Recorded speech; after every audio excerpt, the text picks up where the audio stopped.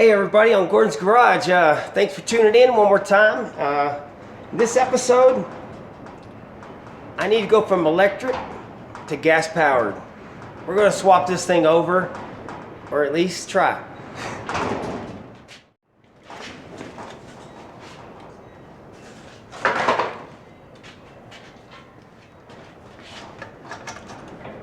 Okay, we about got that motor off.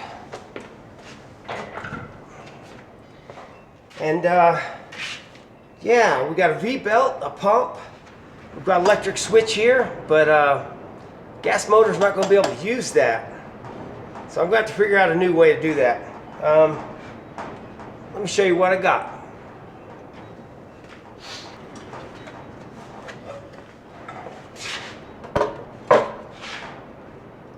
Looks like it's supposed to be there, doesn't it?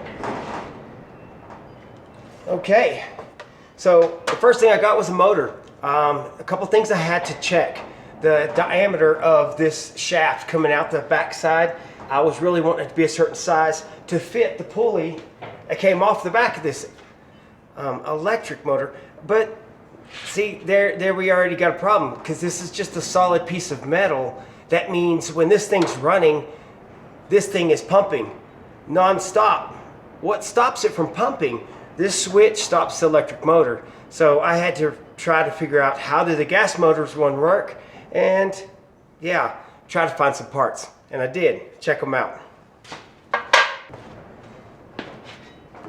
Okay, so the first thing, you need a clutch on the back side of this motor. And you just go on your Amazon, you can find you one of these. This is a V-belt clutch, something that would go on a go-kart or something. Basically the way it works is when the RPMs go up, the centrifugal clutch engages and then starts pumping the belt around. So this fits onto this motor just fine. That's perfect. The second thing I had to get was this little doodad right here. Let me get a little closer.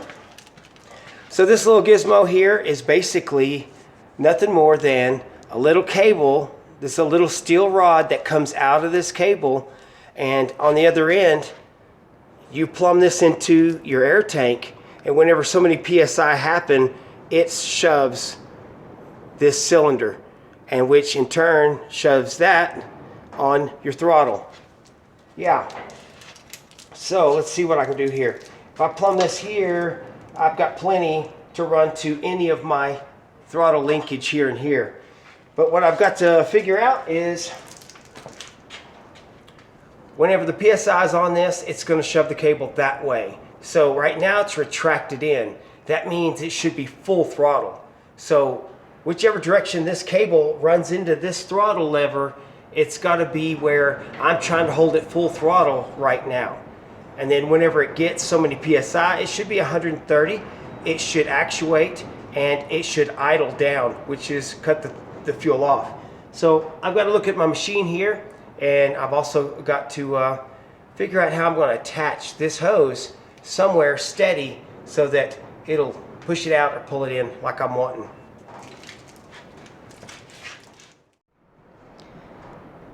So I've got it pretty well mocked up. I don't have set screws that fit that exactly. I'm going to have to go find some at the right thread. But I got those in there just to hold it still. But right now, yeah, the clutch is working great. I've got it mounted well with the bolts.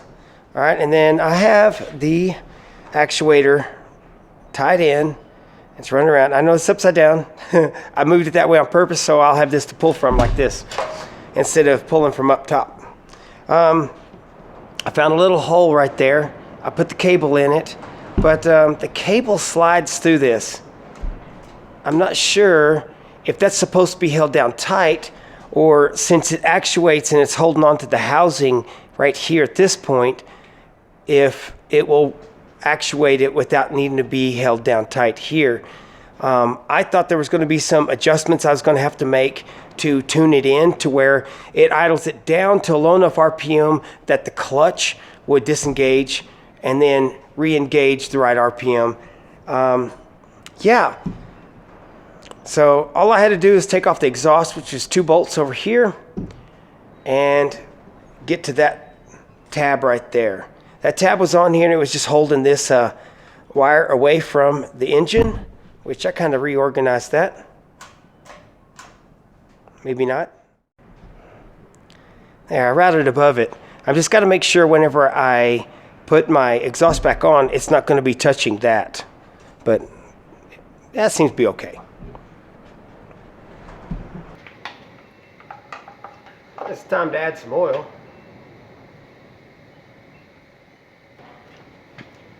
Hey, let's see if we can put some fuel in it. And yes, I hate these gas cans. I don't think there's anybody that does like them. Okay, so here goes nothing. I don't have any fuel into the carburetor yet, so we're going to be doing a few pumps there. But once it starts to crank off, we'll see. Let's start with the run start. So that's choke. This has got to be in the on position, and yeah, that should work.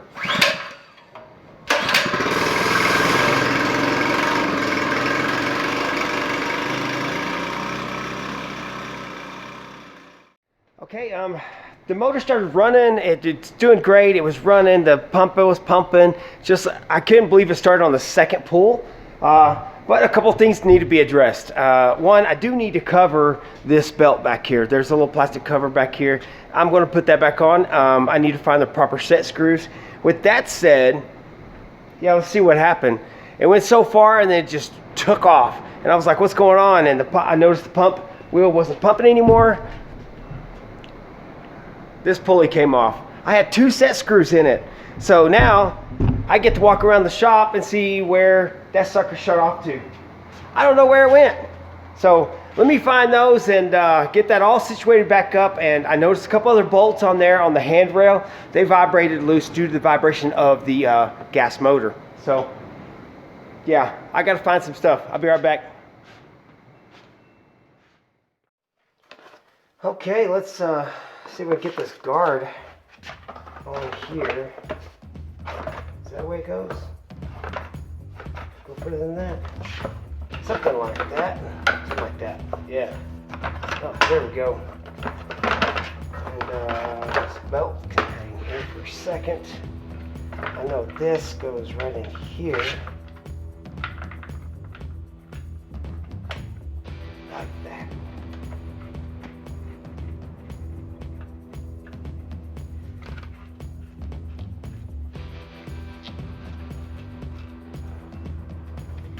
Okay, so I'm gonna have to cut this out a bit. It's gotta go there. Yeah. And this clutch goes on here. About there. Man, I need to cut a lot out. I'm gonna have to come all the way out here to clear all of that.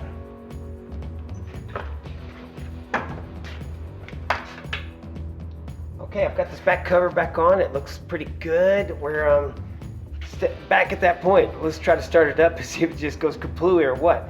I still am wanting to adjust this throttle linkage. I really want to adjust it all the time. So let me start this and see what happens. That's on. Oh.